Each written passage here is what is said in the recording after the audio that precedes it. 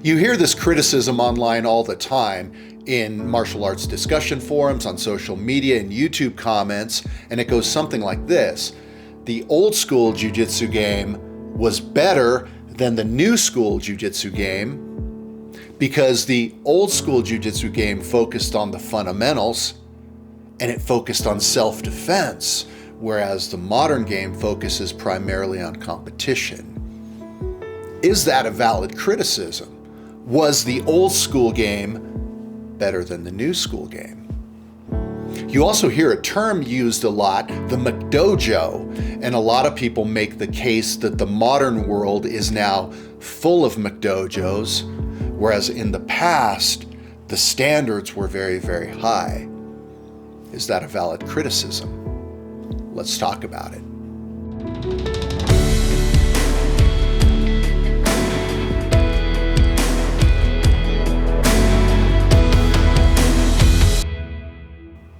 So forget me, I'm just a largely unknown black belt in the middle of nowhere.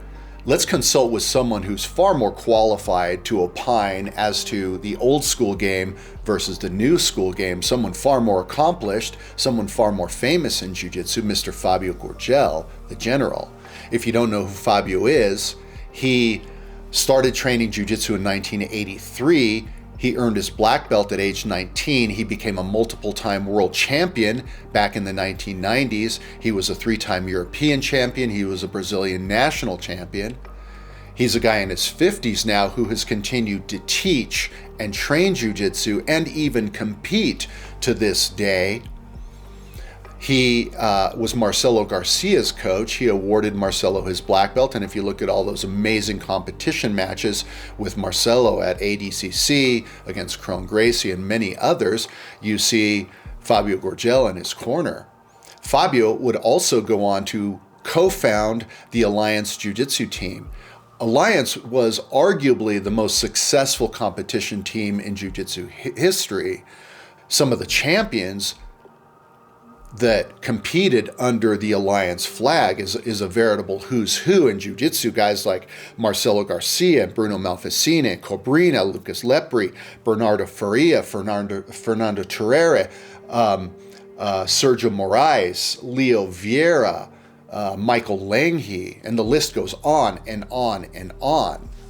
If you doubt how good Fabio was, go look at the rolling footage with him and Marcelo Garcia back in the day, or rolling footage with him and Leo Vieira back in the day. If you don't know who Leo is, some of the most phenomenally beautiful jiu-jitsu in the world. This guy was amazing. And if you go look at the rolling footage with Fabio and those guys, you see amazingly beautiful jiu-jitsu. Fabio was a heavyweight, but yet he moved like a lightweight. He is an amazing, amazing practitioner, and he's a sought-after instructor and teacher who travels the world teaching jiu-jitsu. So he is certainly qualified to opine on this subject. And let's hear what he has to say. Jiu-jitsu is in constant evolution.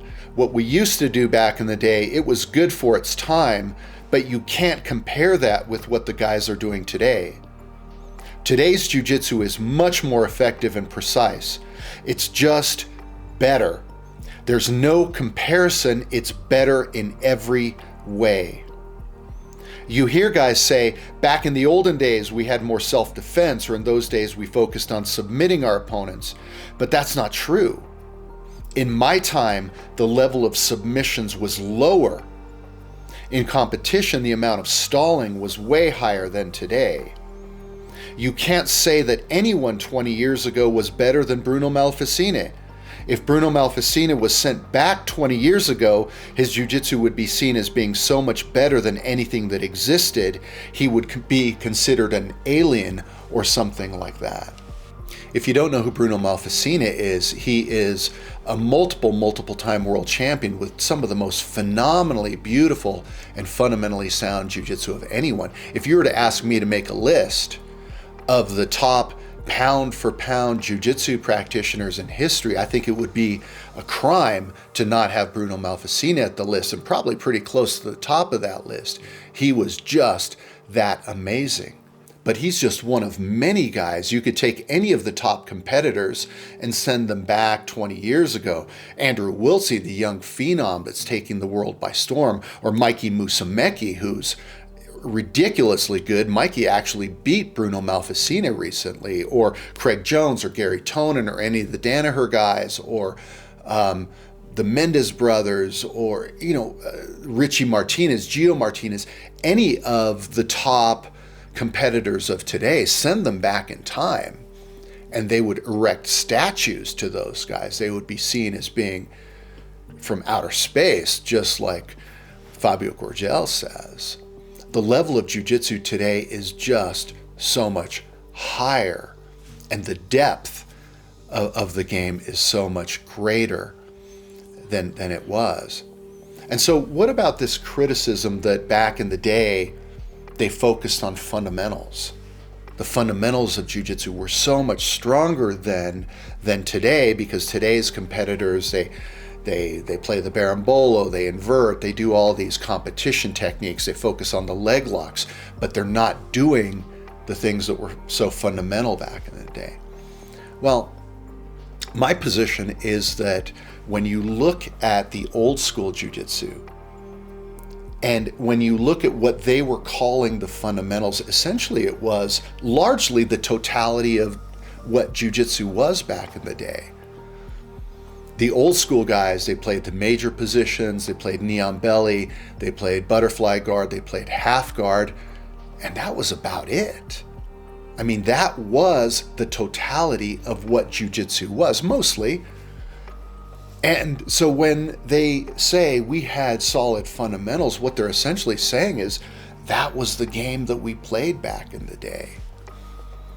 Whereas today, the game is simply much deeper. People have to be so much better versed in all the minor positions of jiu-jitsu, the truck position, the leg lock game, the K guard, and all the entanglement systems, De La Hiva, and all the many, many variations. If you look at the evolution of even certain positions in jiu-jitsu today, half guard, you look at how they played half guard, you look at Gordo and how he taught half guard back in the day. He's credited as having invented half guard. He doesn't claim to have invented half guard. He codified it, but you look at what he was teaching, it was good, solid half guard. But the depth of half guard today is so much deeper.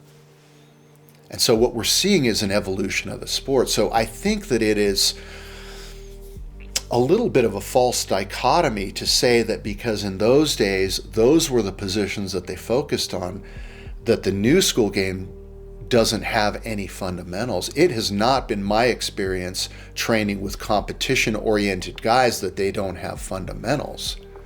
I mean, let's think about this for a minute.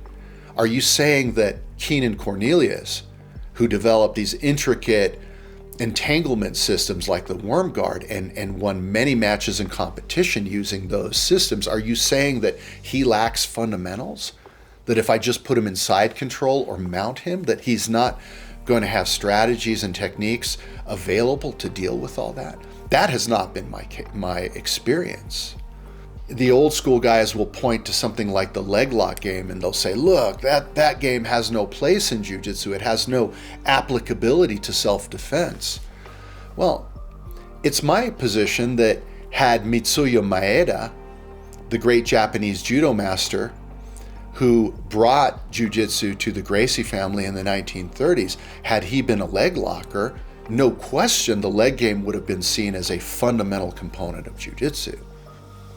And as an aside, to say that the leg lock game has no place in self-defense, I mean, listen, if I put you in ashigarami and you don't know the leg lock game, you have no way to get out. It is a very, very dominant position. You can't punch me if I put you in a leg lock position because the distancing is such that you're not going to be able to hit me.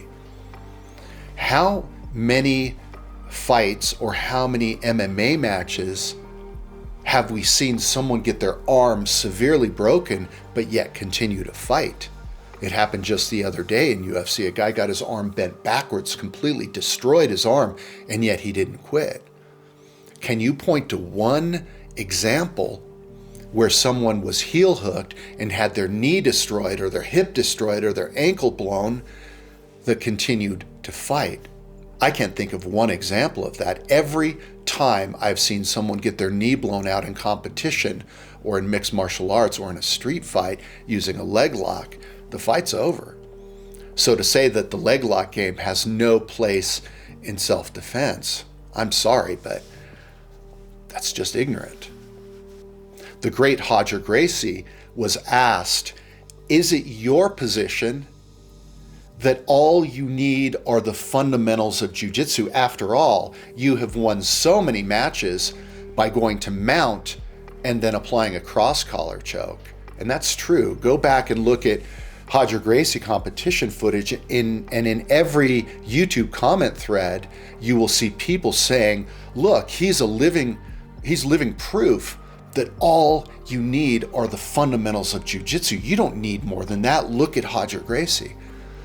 So he was asked, is it your position that that's all you need are the fundamentals?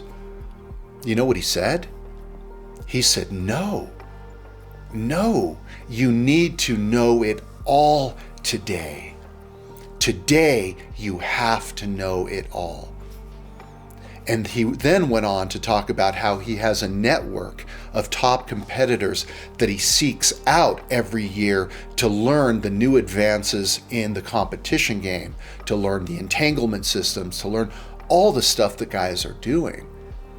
So when you see Roger Gracie defeating opponents with a very small collection of techniques, or when you see Bernardo Faria pressure passing, getting to half guard and triangling people, or when you see Marcelo Garcia arm dragging to the back to the rear naked choke, what you're seeing is an expression of their A game. Their A game, that's the smallest subset of techniques that allow them to be most effective, but that's just the tip of the pyramid. These guys know the entirety of the pyramid. You have to know it all today. So let's not confuse someone's A game with the totality of what they know of jiu-jitsu. What about the statement that in the olden times they focused on self-defense techniques, whereas the new school guys, they just focus on competition techniques? Is that a valid criticism? Maybe there's a little bit of truth to that. Maybe. And first of all, what are those self-defense techniques? If you look at the Gracie self-defense curriculum, you find things like standing headlock defense, Frankenstein choke defense, wrist lock defense, bear hug defense from the back, arms controlled or arms not controlled, bear hug defense from the front, arms controlled or arms not controlled, some punch block sequences, and a few other things. I mean, that's basically what the self-defense techniques are. And by the way, I trained all that stuff. That was a heavy part of the Danzanryu curriculum when I studied that form of Japanese jiu-jitsu. And so I train that stuff. I teach those things to my students. But I think sometimes those techniques are overstated in terms of their importance. They're seen as being some kind of magic bullet, right? If you don't train those techniques, you can't be effective in self-defense. Whereas if only you train the competition techniques, you're not going to be effective in self-defense. But in my opinion, what matters more is the training methodology, the live training methodology. I mean, think about a guy who's been training for, let's say, 3 years, and he's a competitor. Over those 3 years, how many times has he been choked? Guillotine choke, collar choke, loop choke, darce, anaconda, rear naked choke, Peruvian necktie, Keisagatami, Ezekiel choke. You know, if you're a competitor or your focus is competition and you have been choked 1,000 different times, are you really telling me that in a self-defense situation, if I put him in a standing headlock, that he's not going to have any skills that he can bring to bear against this situation? I don't think so. I think that it's overstated how important those self-defense techniques are. You don't think that if I put Andrew Wiltsey, the great competitor, if I put him in a rear bear hug or control his arms from a bear hug, that he's not going to know what to do from there, even if he hasn't trained those self-defense techniques? Or you're telling me that Keenan Cornelius, who won so many matches with very intricate lapel entanglement systems, the worm guard that he invented, you're telling me that all I have to do to defeat him is use some self-defense technique, use a Frankenstein choke, and that he's not going to have strategies to deal with that? I don't think so. I think that largely the self-defense techniques are overstated in terms of their importance, and the competition techniques, right, or what people call competition techniques, that those are underemphasized in terms of how effective they are. The reality is all this stuff is useful and all this stuff is good. And I do think that everybody should train all this stuff. I mean, we've got MMA gloves at my school, and we put them on once in a while just to keep it honest. So it's all useful. Don't get me wrong, it's all useful, but let's not overstate the self-defense techniques, and let's not underplay the competition techniques. Let me tell a personal story. So when I was a purple belt, I went and trained under a guy named Alexi Cruz. Alexi was Ricardo de la Riva's first black belt. And Alexi's amazing, 4th degree black belt, really amazing jiu-jitsu. He's very much a competition coach. He looks at the world through the lens of competition, and that's how he teaches. His school is very competition oriented, and he's deeply steeped in the De La Riva system, and it's a very, very deep game with a ton of entanglements. The Berimbolo came from that world. And so I went and trained with him as a purple belt. I had been training for 6 years, and just as a point of reference, I trained for 4 years under Roy Dean, who has incredibly fundamentally sound jiu-jitsu, very, very meat and potatoes, bread and butter kind of jiu-jitsu. I was very steeped in that lineage. I then went and trained under Luis Heredia for a year. Who was Luis? He was Rickson Gracie's first black belt. Luis came to the United States with Rickson Gracie when Luis was a purple belt, and he spent years training with Rickson Gracie. So I got a chance to spend a year with those guys and learn that particular lineage and learn that worldview. And then after training with Luis for a year, I went and trained with Trent Lewis for a year. Trent is largely unknown in jiu-jitsu, but he's another one of these guys that had incredibly fundamentally sound jiu-jitsu. So I was a confident purple belt. I walked into Alexi's environment, and I have to say, it was shocking to me how difficult it was for me to deal with these entanglement systems. I was not really well versed in the De La Riva game, and guys would berimbolo and take my back. Even some of the white belts were phenomenally good at the berimbolo. And for those that say that in a self-defense situation, I mean, the berimbolo is much maligned. Those that say in a self-defense situation, the berimbolo is just idiotic. You invert and you're going to get your face bashed in.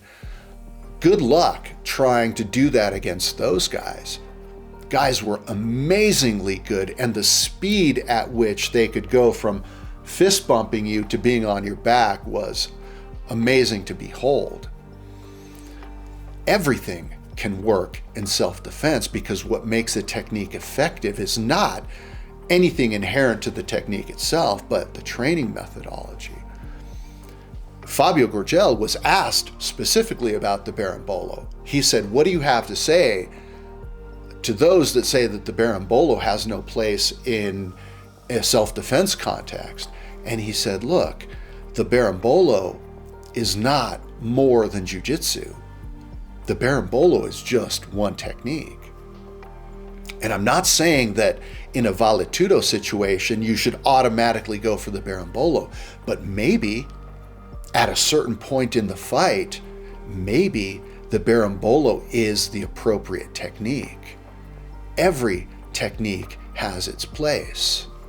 He's absolutely right. The berimbolo is just one technique out of many. And I'm here to tell you, though, having trained with guys that were phenomenal at the berimbolo, it can be a very, very powerful technique with those that know how to use it. And here's an interesting discovery I made at Alexi's. After I had been in that environment for a few months, and after I reverse engineered how to deal with the De La Riva, and my defenses got really good. I developed very strong defenses against those techniques, and eventually people weren't taking my back anymore. People weren't able to apply those games to me. But I discovered something very interesting.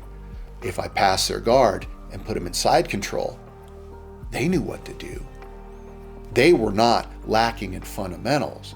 So a lot of times I think we mistake the orientation of a gym or the particular technical influence at a gym as being the totality of what they do, when in reality, everybody has to have solid fundamentals these days. Lastly, let's talk about the Mcdojo and the criticism that today's modern game is quickly becoming a Mcdojo. What is a Mcdojo? It's a school that has very low standards and very low level of instruction.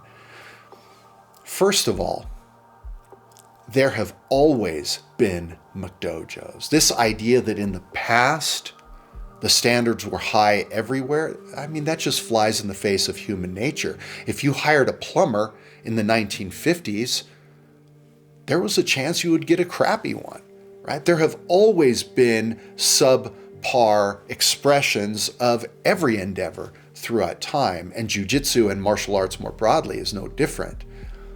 To think that there were not substandard academies in the 1950s or the 1940s, come on. There have always been Mcdojos. However, we have a huge advantage today. We have a huge advantage in that we have a mechanism by which we are able to identify and call out and mock the Mcdojos today. Everybody has a camera in their pocket. We've got social media. We have YouTube. We can identify and we can apply a huge amount of social pressure against the Mcdojos today. If you go back to 1976, how do you know if that academy is a Mcdojo or not? It would be very hard to tell.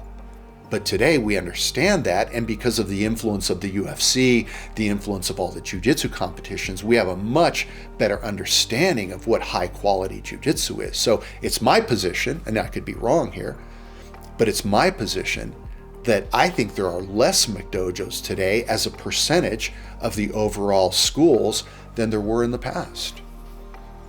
There was a lot of fantasy in martial arts in the past that has simply been dispelled of today because we know better. And so I think there are actually less Mcdojos today. I could be wrong on that. The other advantage today is we are living in the golden age of jiu-jitsu. The amount of knowledge today is insane. You can go to YouTube and find 50 videos teaching you how to do a triangle choke and another 50 teaching you how to escape the triangle choke. So I think it's harder for an academy to be a Mcdojo today because there is this wealth of information. The collective knowledge of jiu-jitsu is so much higher today. The collective intelligence of jiu-jitsu is so much higher today. And again, I could be wrong on that, but my sense is that the standards are higher today because they have to be higher. You're going to get called out pretty quick if you're producing terrible students. So I don't see that as a real valid criticism.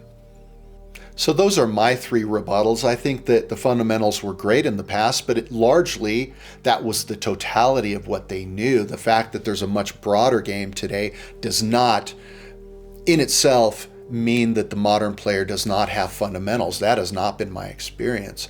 I also think that the self-defense techniques, that they're kind of overstated. And as far as their importance, it's seen a little bit as a silver bullet, whereas really it's the training methodology, the totality of what you know, that's going to make you effective in a self-defense situation. And I do think that anything can work in a self-defense situation if the situation is appropriate. And I also don't think there are more Mcdojos today. Again, I could be wrong on that, but my sense is that there's a generally higher level of jiu-jitsu across the board. So I agree with Fabio. I think that today's jiu-jitsu is far superior. It's superior in every way. Go back and look at the Mundials in the 1990s. And those guys had solid, good, fundamental jiu-jitsu, no question.